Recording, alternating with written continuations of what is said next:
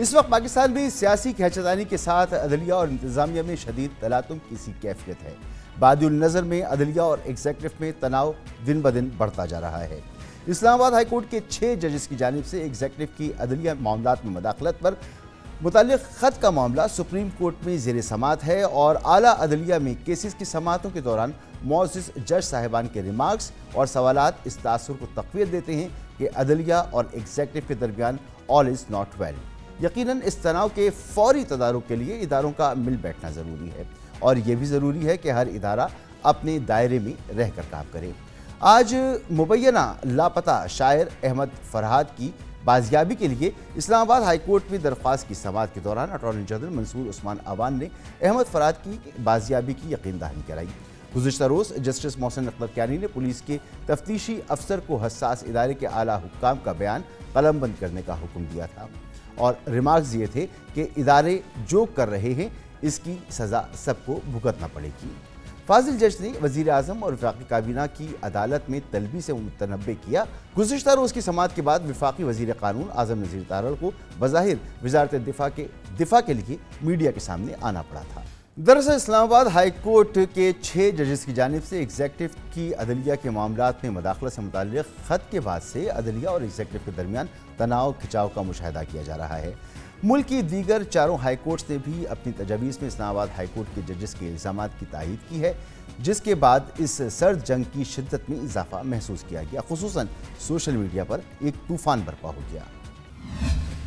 اسلام آباد high court کی جانب سے شکایتی خط لکھنے والے 6 ججز میں سے 2 معزز جج صاحبان جسٹس محسن اختر کیانی اور جسٹس بابر ستار نے سوشل میڈیا پر عدلیہ مخالف مہم پر چیف جسٹس اسلام آباد ہائی کورٹ جسٹس عامر فاروق سے توہین عدالت کی کارروائی کی درخواست کی، جس کے بعد اسلام آباد ہائی کورٹ کے 2 الگ الگ لارجر بینچز نے ججز کے خلاف سوشل میڈیا مہم پر توہین عدالت کارروائی میں صحافیوں اور سرکاری اداروں کو نوٹسز جاری کر کے جواب طلب کر لیا۔ اسی دوران جسٹس بابر ستار کی دوہری شہریت پر سوشل میڈیا پر پروپیگنڈا مہم، فیصل وافڈا اور مصطفیٰ کمال کی پریس کانفرنسز اور ان پر سپریم کورٹ کے از خود نوٹس نے قومی منظرنامے میں اہم جگہ بنائی۔ 2 روز قبل اپنے حکم نامے میں سپریم کورٹ نے فیصل وافڈا اور مصطفیٰ کمال کو شوکاز نوٹس جاری کرتے ہوئے قرار دیا کہ بادی النظر میں فیصل وافڈا اور مصطفیٰ کمال توہین عدالت کے مرتکب ہوئے۔ اس سے قبل اسلام آباد ہائی کورٹ کے رجسٹرار آفس نے فیصل وافڈا کے اعتراضات پر جواب دیتے ہوئے کہا کہ آئین پاکستان میں جج بننے کے لیے کسی اور ملک کی شہریت یا رہائش رکھنا نااہلیت نہیں ہے۔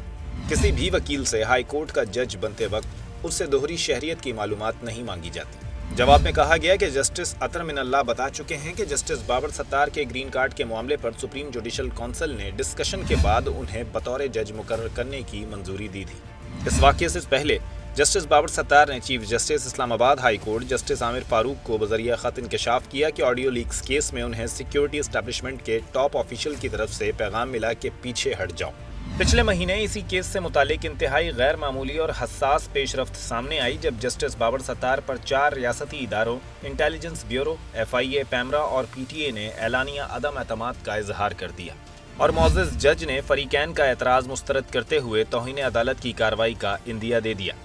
جسٹس بابر ستار کے خط کا جواب دیتے ہوئے اٹارنی جنرل منصور عثمان عوان نے اپنے ویڈیو بیان میں کہا کہ نہ حکومت نہ ہی حکومتی ادارہ عدلیہ کے معاملات میں مداخلت کرتا ہے نہ کر سکتا ہے۔ ایسا تاثر بنایا جا رہا ہے جیسے عدلیہ اور ایگزیکٹو کے درمیان تعلقات خراب ہو رہے ہیں۔ اٹارنی جنرل منصور عثمان عوان صاحب کی وزارتیں اپنی جگہ پر، حقیقت یہ ہے کہ اسلام آباد ہائی کورٹ اور ایگزیکٹو کے درمیان اس کشمکش کی کیفیت پر سپریم کورٹ میں بھی ایک اضطراب نظر آ رہا ہے اور ججز کی شکایتی خط پر از خود نوٹس کے آخری سماعت کے دوران چیف جسٹس قاضی فائز عیسیٰ نے ریمارکس دیے تھے کہ اگر کوئی جج کچھ نہیں کر سکتا تو گھر بیٹھ جائے۔ چیف جسٹس کا کہنا تھا کہ ایسے ججز کو جج ہونا نہیں چاہیے جو مداخلت دے کر کچھ نہیں۔ کوئی مانے یا نہ مانے، یہ حقیقت ہے کہ ہمارا نظام عدل و انصاف سخت امتحانی لمحات سے گزر رہا ہے۔ ہونا تو یہ چاہیے کہ ملک کی ترقی اور استحکام کے لیے پارلیمنٹ، ایگزیکٹو اور عدلیہ اپنے دائرۂ کار اور اپنی حدود میں توازن قائم کریں۔ حوصلہ افزا بات ہے کہ آج لاپتہ افراد کیس میں اٹارنی جنرل منصور عثمان عوان نے معاملات کا سیاسی حل تلاش کرنے کی یقین دہانی کرائی، جبکہ جسٹس محسن اختر کیانی نے بھی بات چیت سے مسائل حل کرنے پر زور دیا۔ یقیناً یہ صورتحال تمام اسٹیک ہولڈرز سے گرینڈ نیشنل ڈائیلاگ کے متقاضی ہے تاکہ تمام ریاستی ادارے قومی فیصلوں میں ہم آہنگ نظر آئیں۔